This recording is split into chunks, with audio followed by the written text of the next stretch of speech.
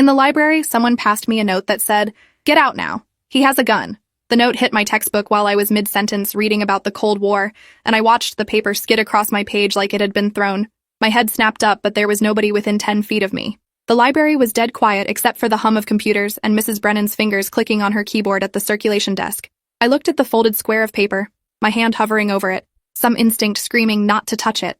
The handwriting visible through the thin paper looked frantic, letters bleeding through in urgent darkness. When I finally unfolded it, the message was written in pencil pressed so hard, the paper had torn in 3 places. "Get out now. He has a gun." My entire body went cold. I looked up again, faster this time, my eyes darting to every face in the library. There were 7 other people visible. Mrs. Brennan at her desk, totally absorbed in whatever she was reading. 2 sophomore girls at a table near the windows, sharing earbuds and giggling at something on a phone. A senior guy I recognized from the football team sleeping with his head on his arms 3 tables over. Behind the stacks I could see movement, someone walking between the shelves, but I couldn't make out who. Near the study rooms at the back, a figure in a dark hoodie sat with their back to me, completely motionless. And standing at the far end of my row, partially hidden by a bookshelf, was someone I didn't recognize at all. A girl, maybe my age, staring directly at me with an expression of absolute terror. When our eyes met, she shook her head violently and mouthed something I couldn't understand. Then she pressed a finger to her lips in a desperate shushing gesture before disappearing behind the shelf. I grabbed my phone from my pocket, my hands shaking so badly I almost dropped it. The note fell from my other hand and drifted under the table. Should I call 911? Should I pull the fire alarm? Should I run? Every option felt wrong, felt like it would trigger something terrible. The person in the dark hoodie at the back hadn't moved at all, hadn't turned around, just sat there like a statue. Were they the one with the gun? Or were they already dead? That thought hit me like ice water, and I stood up too fast, my chair screeching against the floor loud enough that everyone in the library looked over. Mrs. Brennan's head swiveled toward me with that annoyed librarian expression, about to say something about noise. The sophomore girls stopped giggling. The football player stirred but didn't wake up. The hooded figure turned their head slightly, just enough that I could see the pale profile of their face, but not enough to identify them. "I need to use the bathroom," I said to Mrs. Brennan, my voice coming out weird and strangled. She nodded and went back to her computer. I started walking toward the exit, forcing myself to move normally when every instinct screamed to run. I passed the sleeping football player and noticed his breathing was wrong. Too shallow, his face too pale. Was he actually asleep or was something wrong with him? I kept walking. The sophomore girls had stopped looking at their phone and were watching me with strange expressions. One of them, a blonde girl whose name I didn't know, caught my eye and gave a tiny, almost imperceptible shake of her head. "Don't leave," she mouthed. Or maybe it was "don't move." I couldn't tell. My heart was trying to beat out of my chest. I was 3 steps from the library door when someone grabbed my wrist from behind.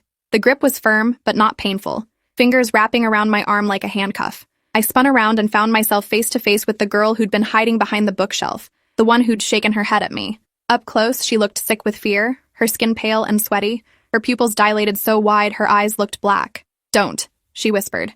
"If you leave, he'll know. He'll start shooting." Her hand was trembling against my wrist, but her grip didn't loosen. "Who?" I asked, barely getting the word out. "Who has the gun?" She glanced toward the back of the library, toward the figure in the dark hoodie who still hadn't moved. "Him," she said. "But he doesn't know that I know. He thinks everyone's calm. If you panic, if you run, he'll realize someone warned you. Then he'll start early." "Early? What do you mean early?" She pulled me sideways, away from the door, toward a section of shelves that created a small alcove hidden from most of the library. We crouched down between encyclopedias nobody used anymore, her breath coming in short gasps. "He comes here every Wednesday during 3rd period. He sits in the same spot. He waits until exactly 10:37. Then he stands up and starts shooting." I checked my phone. It was 10:28. "We have 9 minutes," she continued, her voice shaking. "I've been trying to figure out how to stop it. I've tried everything. Nothing works. He always does it. Always." I stared at her. "What are you talking about? This hasn't happened yet. How do you know what he's going to do?" Her eyes filled with tears. "Because I've lived this day 63 times. Every time I wake up, it's Wednesday morning again. Every time I try something different. Every time people die. You're the first person who's ever read my note." My brain couldn't process what she was saying. It sounded like something from a movie, impossible and insane. But her terror was real. The note was real. And the figure in the dark hoodie was real, sitting there like a coiled spring. I looked at my phone again. 10:29.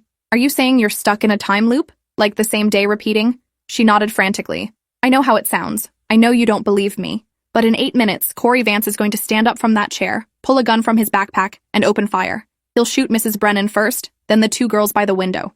Then he'll start working his way through the stacks. 17 people will be in this library by 10:37. 11 will die before the police breach the doors. I've watched it happen over and over. I've tried calling 911 early, but he hears the sirens and starts shooting immediately. I've tried warning Mrs. Brennan, but she thinks I'm pranking and sends me to the office. I've tried pulling the fire alarm, but he shoots people in the chaos of evacuation. I looked toward the back of the library.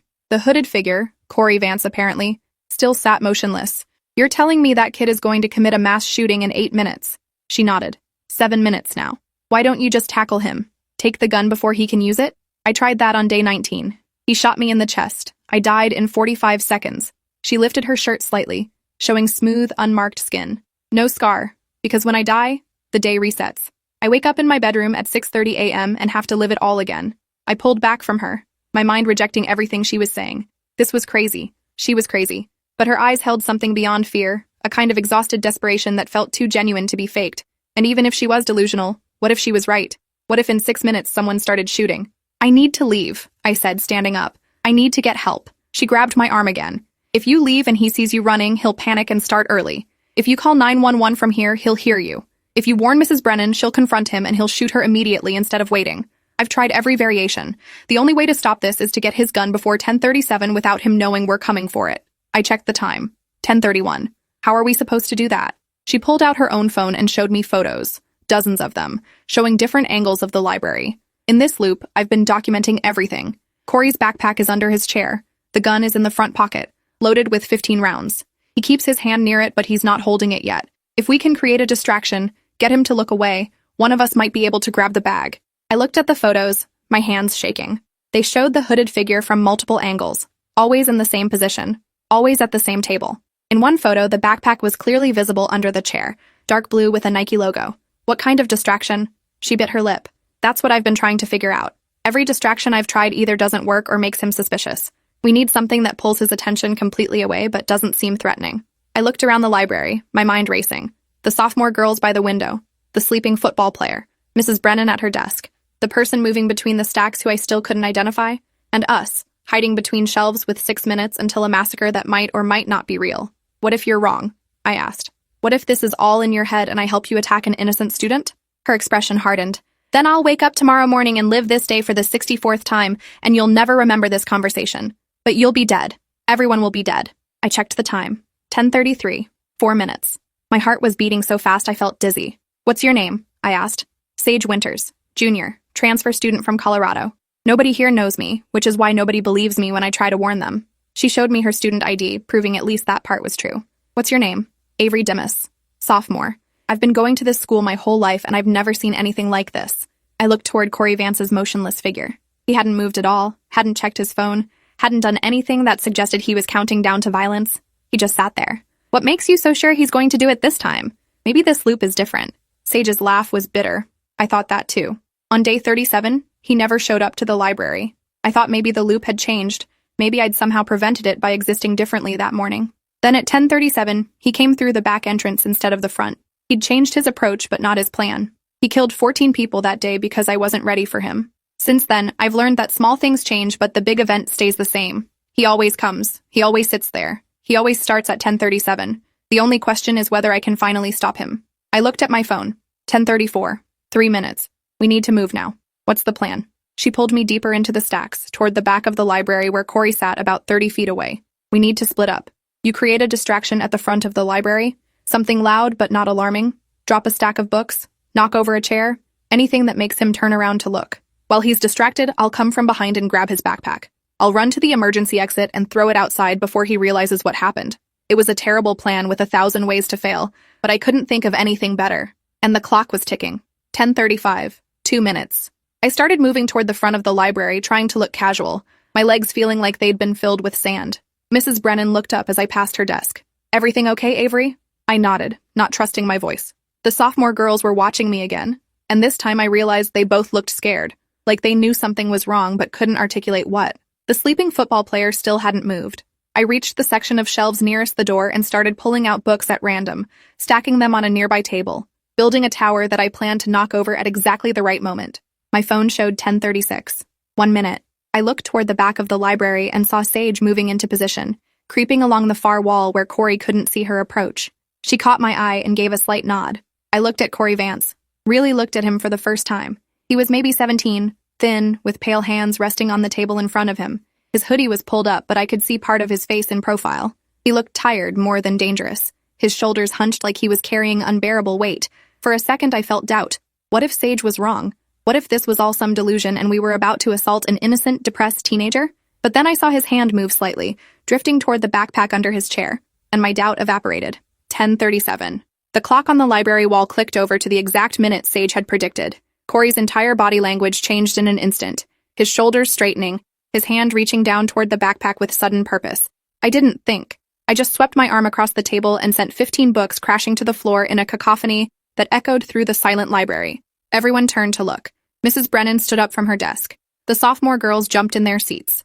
The football player finally lifted his head, and Corey Vance twisted around in his chair to see what had caused the noise. In that second of distraction, Sage lunged forward and grabbed his backpack, yanking it out from under his chair and sprinting toward the emergency exit. Corey's head whipped back around and he saw her running with his bag. His expression transformed from confusion to rage to panic in the space of a heartbeat. "No!" he shouted, launching out of his chair and chasing after Sage. She was faster, hitting the emergency exit door with her shoulder and bursting through it into the parking lot beyond, the alarm immediately shrieking. Corey ran after her and I ran after him, my brain screaming that this was insane, that I should let adults handle it, but my body already in motion. Behind me, I heard Mrs. Brennan yelling questions nobody was answering. We all burst into the parking lot, bright autumn sun blinding after the dim library. Sage was 20 feet ahead, running flat out toward the faculty parking area, the backpack clutched against her chest. Corey was 10 feet behind her, gaining ground, screaming wordless rage. I was behind him, my lungs burning. No idea what I'd do if I caught him, but running anyway. Sage reached a faculty car and threw the backpack underneath it, then kept running. Corey slid to a stop, dropping to his knees to crawl under the car and retrieve his bag. That's when I caught up to him. I didn't plan what to do next. I just drove my shoulder into his side as hard as I could, the impact sending both of us sprawling across the asphalt. Pain exploded in my elbow and hip as I hit the ground. Corey tried to scramble away, but I grabbed his hoodie and held on with every ounce of strength I had. He twisted around and I saw his face clearly for the first time. He was crying, tears streaming down his face while he fought to get free. His expression a mixture of grief and fury that looked almost inhuman. "Let go," he screamed. "You don't understand. I have to do this." I didn't let go. I held on while he thrashed and hit me and screamed about how everyone would finally understand, how they'd finally see the truth. Then Sage was there, pulling out her phone and calling 911, while Corey and I wrestled on the ground. Then the football player appeared, no longer sleeping or pale, running from the library to help hold Corey down. The sophomore girls came out, filming everything on their phones. Mrs. Brennan emerged, her face pale with shock, asking what was happening, why we were fighting, what was in the backpack. Then the security officer from the front office arrived, speaking urgently into his radio, pulling me away from Corey with professional efficiency. Then police sirens in the distance getting louder. Corey stopped fighting. He just lay on the asphalt crying while 2 officers handcuffed him and read his rights.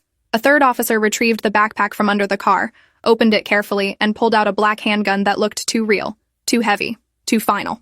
The entire school went into lockdown. They evacuated the library and searched every inch. They found ammunition in Corey's locker, a manifesto on his phone, a list of names he'd been planning to target. Sage and I were separated and questioned by different detectives. I told them everything, about the note, about Sage's warning, about the time loop story that sounded insane in the bright fluorescent lights of the principal's office. The detective, a woman named Lieutenant Angela Price, listened without interrupting.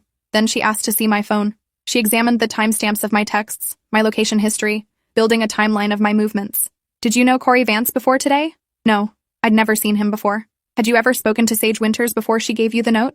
"No, I didn't know she existed." Lieutenant Price made notes. "You understand how this looks? A transfer student nobody knows somehow predicts a school shooting and convinces you to help her stop it. I understand it sounds impossible, but she was right. She knew exactly when he'd do it, exactly where he'd sit, exactly where the gun would be. How would she know that unless she'd seen it before?" Lieutenant Price didn't answer. She just asked more questions. "How did Sage seem when you first saw her?" "Terrified, like she'd been through something traumatic." "Did she explain how she knew about Corey's plan?" "She said she'd lived the day 63 times, like a time loop." The detective's expression didn't change. "Did you believe her?" I didn't know what to believe, but I believed she believed it, and I believed someone was going to get hurt if we didn't do something. After 2 hours of questioning, they let me call my parents. My mom arrived 20 minutes later, her face tight with fear and anger and relief. She hugged me in the hallway outside the office while I tried to explain what had happened. None of it made sense even to me, the person who'd lived through it. They kept the school in lockdown for 6 hours while bomb-sniffing dogs searched every room and FBI agents interviewed potential witnesses. I sat in the cafeteria with hundreds of other students, all of us scrolling through social media watching the news coverage. Active shooter plot foiled at Westfield High. 2 students hailed as heroes. Disturbing manifesto found. Every news outlet showed the same photo of Corey being led to a police car in handcuffs, his face twisted with rage and tears. My phone exploded with texts from people I barely knew, asking if I was okay, asking what happened, asking how I'd known. I didn't answer any of them. I just sat there feeling numb and confused and terrified about what could have happened if Sage had been wrong, if her time loop story had been a delusion, if we'd attacked an innocent person. But she hadn't been wrong. The gun had been real. They released us at 4:30 p.m. My mom drove me home in silence, occasionally reaching over to touch my arm like she needed to confirm I was real. At home, my dad was waiting, having left work early when he heard the news. He hugged me hard enough to hurt, and didn't let go for a full minute. "Are you okay?" he kept asking. "Are you hurt? Did anyone hurt you?" "I'm fine," I kept saying. But I wasn't fine. I kept seeing Corey's face, the grief and rage mixing into something that looked like madness. I kept hearing Sage's voice saying she'd lived this day 63 times. I kept thinking about the 17 people who would have been in that library if she hadn't stopped it. That night, I couldn't sleep. Every time I closed my eyes, I saw the gun being pulled from the backpack. I gave up at 2 a.m. and went to my computer. I searched for everything I could find about Corey Vance. Social media profiles that had been quickly deleted but existed in cached versions. A freshman photo from the school website showing a smiling kid who looked nothing like the person I'd fought in the parking lot. Posts from middle school showing a boy with friends, playing basketball, looking normal. Then something changed. His posts became darker, angrier, filled with complaints about being invisible, about how nobody cared, about how they'd all regret ignoring him. The last post from 2 weeks ago just said, "Soon everyone will remember my name." I found his list of grievances, leaked by someone with access to the police evidence. He'd been bullied, failed classes, lost friends. His parents had divorced. His girlfriend had left him. None of it justified what he'd planned, but it explained the desperation in his eyes when I'd tackled him. Then I searched for Sage Winters. There was almost nothing. A transfer enrollment notice from 6 weeks ago. No social media I could find. No photos except one from a Colorado newspaper showing her winning a debate competition 2 years ago, smiling at the camera like nothing was wrong. I tried to find any evidence supporting her time loop story. Obviously, I found nothing. Time loops weren't real. She must have found out about Corey's plan some other way. Maybe she'd seen something on his social media. Maybe someone had told her. Maybe she'd been stalking him. The rational explanations made sense, but didn't explain how she'd known the exact time, the exact location, the exact details of what would happen. At 3 a.m., my phone buzzed. A text from an unknown number. "It's Sage. Are you awake? Can we talk?" I called her immediately. Her voice sounded exhausted, drained in a way that went beyond physical tiredness. The police finally let me go home. They questioned me for 6 hours. They think I'm either a hero or an accomplice. They're trying to figure out how I knew. I didn't tell them the truth because nobody would believe it. I didn't tell them either, she continued, about the time loop. I just said I'd overheard Corey talking about bringing a gun to school and confronted him in the library. It's a lie, but it's a lie they can accept. "Are you okay?" Her laugh was hollow. "I don't know.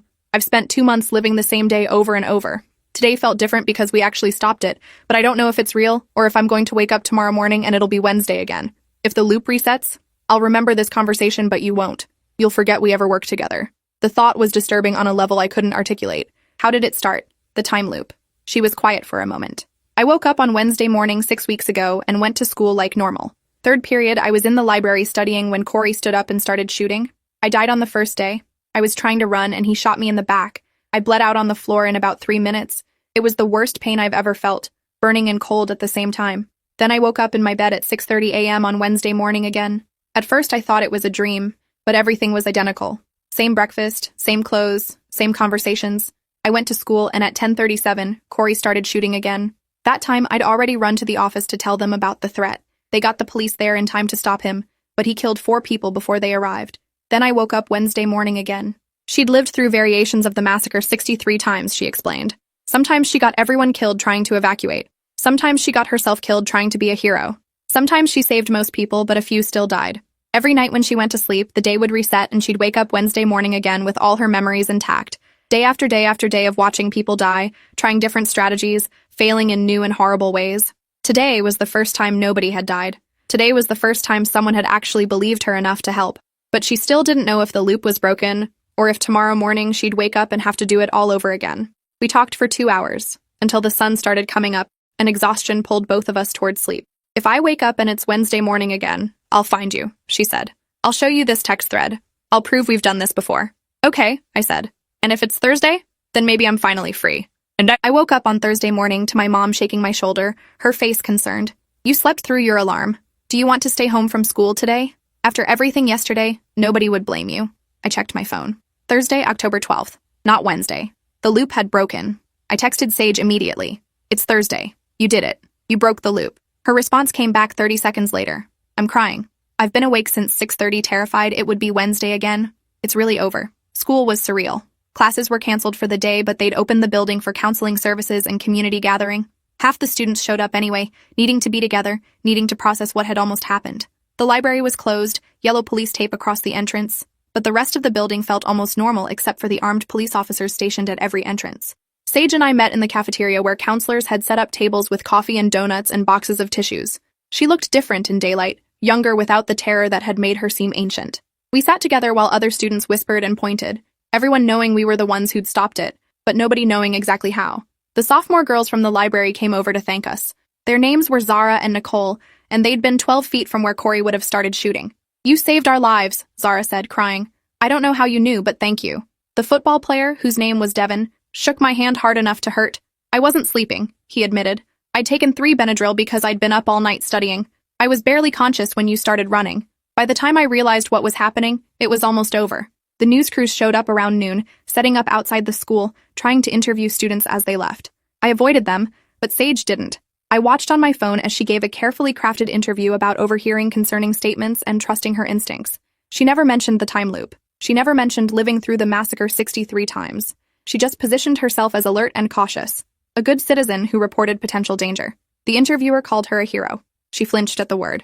The police arrested 2 of Corey's friends that afternoon, students who'd known about his plan and said nothing. The DA charged them as accessories, arguing that their silence made them complicit in the attempted massacre.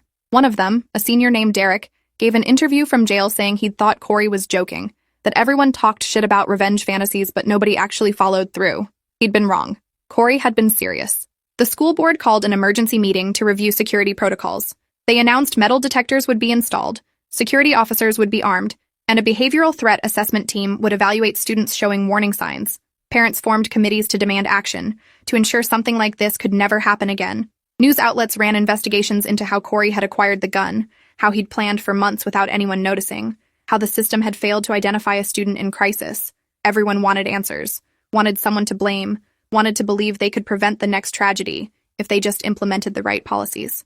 Nobody wanted to acknowledge that sometimes there were no warning signs you could act on until it was too late. Sage and I had been lucky.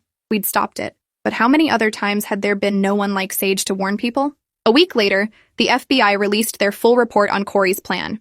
He'd been radicalized by online communities that glorified school shooters, that treated them as martyrs and heroes. He'd studied previous attacks, learned from their tactics, planned his own with meticulous detail. The manifesto on his phone laid out his grievances in 50 pages of bitter, rambling fury about being ignored, being rejected, being invisible. He'd wanted to make people remember him, to force them to acknowledge his existence through violence since they wouldn't acknowledge it through anything else. The psychology experts called it a narcissistic crisis combined with suicidal ideation. The news called it evil. I didn't know what to call it. I just knew that seeing his face in those photos made me feel sick, with a mixture of rage and pity I couldn't reconcile. Sage and I started meeting for lunch every day, drawn together by the shared experience nobody else could understand. She told me more about the time loop, about the variations she'd lived through, about the people who'd died in different timelines. Mrs. Brennan had died first in most loops, shot in the chest before she could even scream. Zara and Nicole died together in nearly every version, holding hands while they tried to hide behind their table. Devin had survived in some loops by pretending to be dead, lying still among bodies while Corey searched for more victims. In the worst loop, day 38, Corey had killed everyone in the library before turning the gun on himself, and Sage had survived by hiding in the bathroom, listening to gunfire and screaming for 20 minutes. She'd lived with that memory, with all those memories, and now had to pretend it was all hypothetical rather than experienced trauma. We talked about whether she should tell someone the truth, whether there was any way to explain the time loop that wouldn't result in forced psychiatric evaluation. She decided against it. They'd never believe me, she said. They'd think I had some kind of precognitive psychosis, or that I'd been planning this with Corey and got cold feet. The only truth they can accept is the one I told them. I overheard him. I warned you. We stopped him together. It's close enough to real that it works. But I know what really happened. I remember every version of that day. I remember dying. I remember watching other people die. I remember the smell of blood and gunpowder. I remember things that never happened in this timeline but did happen in 62 others. How do you live with that? I asked. How do you move forward when you remember experiences nobody else shares? She shrugged. I don't know yet. I'm figuring it out day by day. Every morning when I wake up and it's a new day instead of Wednesday again, I feel relieved. But I also feel like I'm waiting for it to snap back, for the loop to start again. What if it wasn't really broken? What if I'm still trapped and just experiencing a longer iteration before it resets? The paranoia in her voice was painful to hear. I reached across the cafeteria table and took her hand. If it resets, we'll stop him again. And again. As many times as it takes. She smiled, but it didn't reach her eyes. I'm tired, Avery. I'm so tired of being afraid. Corey went to trial 8 months later. His defense attorneys tried arguing diminished capacity, that he'd been in a dissociative state, that he'd been influenced by online radicalization beyond his control. The prosecution presented his manifesto, his weapons cache, his meticulously detailed plan. They called Sage and me as witnesses. We testified about finding the note, about stopping him in the parking lot, about the gun in his backpack. Corey sat at the defense table looking smaller than I remembered, his face blank, showing no emotion as witness after witness described the massacre he'd planned. When it was my turn to testify, the prosecutor asked me to describe the moment I'd tackled him. I remembered his tears, his screaming about how everyone would finally understand. The jury deliberated for 4 hours before finding him guilty on 17 counts of attempted murder, weapons charges, and conspiracy to commit terrorism. The judge sentenced him to 45 years in prison, saying that his youth didn't excuse his actions, that his plan had been sophisticated and deliberate, that he represented a continuing danger to society. Corey showed no reaction to the sentence. He just stared at the table while bailiffs led him away in shackles. Sage and I left the courthouse together, both feeling hollow rather than vindicated. The trial was over, but the weight of what had almost happened would never fully lift. 3 years later, I graduated from Westfield High and went to college across the country, needing distance from the place where I'd almost died even though I technically hadn't. Sage went to a different school, but we stayed in touch, texting occasionally, meeting up during holidays when we were both home. She'd started seeing a trauma therapist who specialized in PTSD, though she still didn't tell anyone about the time loop. Some experiences were too strange to share even with professionals trained to believe the unbelievable. She seemed better, more grounded, though she admitted she still had nightmares about waking up Wednesday morning again. The loop had been broken for 3 years, but the fear that it could restart never fully disappeared. I had my own nightmares, dreams where I didn't get to the library in time, where Sage's note arrived too late, where Corey succeeded in his plan, and I watched people die while I stood frozen and useless. We gave interviews occasionally when journalists wanted to revisit the story, when other schools experienced tragedies and reporters needed examples of prevention that had worked. We never mentioned the time loop. We stuck to the official story about overhearing a threat and taking it seriously. But between us, in private conversations, we talked about the other timelines, the ones where we'd failed, where people had died, where the outcome had been different. Sage carried the memories of 63 Wednesdays that nobody else remembered, deaths that had been erased when the loop reset but lived on in her mind. Sometimes she'd tell me about people I'd never met, students who'd died in other timelines, describing their last moments with painful detail. I'm the only person who remembers them, she'd say. In this timeline, they survived because they weren't in the library that day, but in others, they died. I remember their faces, their screams, their final words. Doesn't that mean something? Doesn't that mean I owe it to them to remember? I didn't have answers for her. I just listened and tried to understand what it meant to carry memories of events that had been erased from everyone else's reality. 5 years after the incident, Sage called me at midnight, her voice shaking. I need to tell you something I've never told anyone. I'm getting married next month. His name is Julian. He's amazing and kind, and he makes me feel safe. But I've never told him about the time loop. He knows about Westfield. Everyone knows about Westfield. But he thinks it happened the way the news reported. How do I marry someone when I'm keeping the most fundamental truth about myself hidden? Do I tell him? Do I risk him thinking I'm insane? Or do I carry this secret forever, knowing there's a part of me he'll never fully understand? I thought about it before answering. You tell him, I said. Not because he deserves to know, but because you deserve to be fully known by the person you're spending your life with. The risk is worth it. If he can't handle the truth, better to find out now than carry that weight alone forever, she told Julian 3 days later. He called me afterward, asking if the time loop story was real or if Sage was experiencing trauma-induced false memories. I confirmed it was real, at least real to her, and that her memories of those other timelines were as vivid and detailed as any normal memory. Julian struggled with it for a week, researching time loops and quantum physics and trying to find a framework that made sense. Eventually, he called Sage and told her it didn't matter whether he fully understood or believed the mechanics of what had happened. What mattered was that she'd experienced something traumatic, that she carried memories of events others didn't share, and that he loved her regardless of whether those memories were literal or psychological. They got married in a small ceremony where I stood as Sage's maid of honor, both of us crying through the vows, both thinking about how close she'd come to never experiencing this day in any timeline. 10 years after Westfield, they released Corey's prison interviews to the public. He'd spent a decade behind bars and had participated in multiple therapeutic programs, working to understand what had driven him to plan mass murder.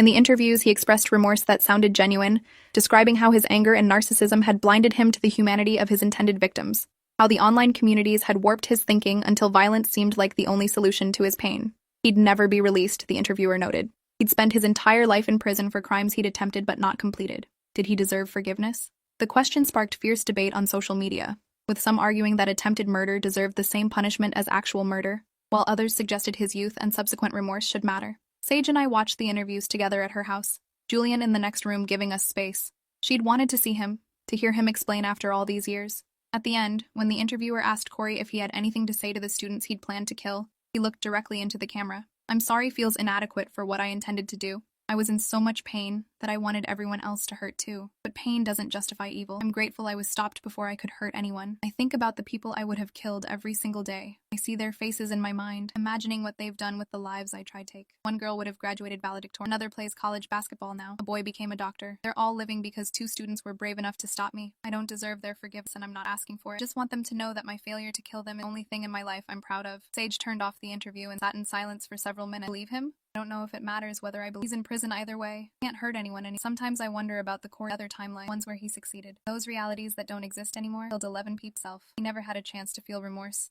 to understand what he'd done. This Corey, one in our timeline, gets to live with what he almost did. That's its own kindness. 15 years after Westfield, I returned for a memorial vacation. School had built a small garden with a plaque honoring prevention of tragedy through courage and vigilance. Sage's name and mine were engraved along with the date and a quote. "Sometimes heroism is stopping the terrible thing before it begins." We stood together at the ceremony while the principal gave a speech about school safety and responsibility. Students who'd been toddlers when it happened listened politely, not fully understanding that they were standing 20 feet from where 11 people would have died, not for a note passed in a library. After the ceremony, Sage and I walked to the library, which had been renovated but still occupied the same space. We stood at the table where I'd been studying 15 years ago, where a note had landed. "Do you ever think about how many other people might be living through time loops?" Sage asked. "How many other tragedies might be getting prevented in resets we don't remember? How much worse could our world be if not for people in their own learning from mistakes nobody else knows?" I'd thought about it. The idea that reality might be constantly being corrected by people stuck in loops, optimizing outcomes we took for granted as singular events. It was terrifying and comforting at the same time. "We don't know," I said. "We can't know. We can only be grateful for the timeline we're in and try to prevent the tragedies we can see coming." Sage nodded and placed her hand on the table where the note had landed. "Thank you for believing me that day. Thank you for running when I needed you to run." I put my hand over hers. "Thank you for living through Wednesday 63 times until you figured out how to save us all." 20 years after Westfield, Sage and Julian have 2 children who'll never know how close they came to not existing. I'm their godmother, present at their births, watching them grow in a timeline that almost didn't happen. Sometimes I look at those kids and think about the 11 people who died in other timelines, the families they would have had, the futures that were erased when the loop reset. Sage carries those memories alone, the weight of knowing she's the only person who remembers them. But she carries it, day after day, living fully in the timeline she fought to create, grateful for every Wednesday morning that brings a new Thursday. Thanks for watching till the end. Make sure to subscribe and like to not miss the next story.